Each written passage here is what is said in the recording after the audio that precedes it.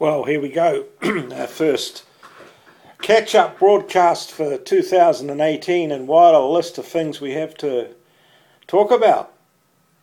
To start off with, I want to say something about Ed Dames, the guy who was doing the scaremongering over the last 5 years about how there was a Killshot coming from the sun. Of course, that hasn't happened.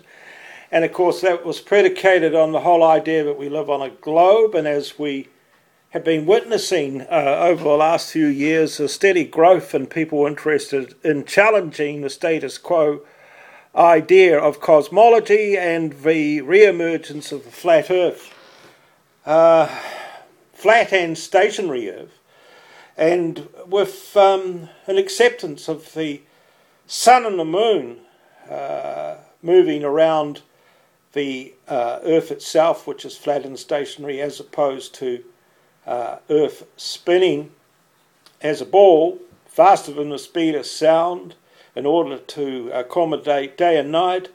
And added to that, the whole idea of gravity has come under challenge also. So a very interesting time. Of course, there's the political landscape, which is always in a state of flux, if you like. More interesting is some recent talk that I've been engaging with people about exactly what is the sun and the moon. What actually are they? How does the sun work? What is it? How does the moon work? What is it? All of these things now are out in the open. And the whole idea of fixed bodies in a endless universe, or should I say bodies in an endless universe, as opposed to the flat Earth, which is fixed and stationary. So all of us now, the credibility of these arguments under incredible challenge, and the notion of space travel as well.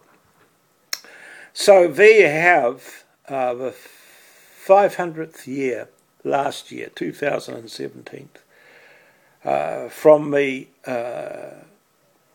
beginnings of a world-changing Reformation. Most of what was developed at that time from the thinking of Martin Luther and his study of Scripture, John Calvin, Luther, who were I think I could consider them to be the two main players of the time,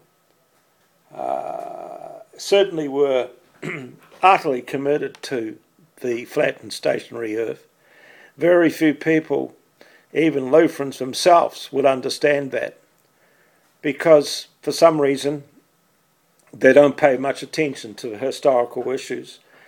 Luther has been translated almost fully now from German into other languages, particularly English. I can remember when I first started reading Luther as a teenager, it was something like about 12% of his work had been translated from German to English. So we weren't going to get a full understanding or a measure of the man on that basis. Even today, when I talk to people, just, if you like, in the street and mention Martin Luther, they confuse him with Martin Luther King, which, the African American who engaged in various political activities and had an untimely death. But without a doubt, he would have been named after Martin Luther. And so, sadly, such an important historical figure as Martin Luther and his body of work is really not part of popular culture. And that's been like that for some time.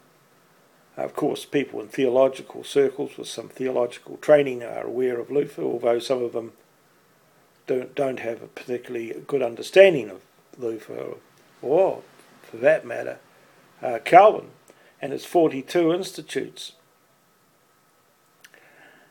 Right, so I think we'll just wrap this up here.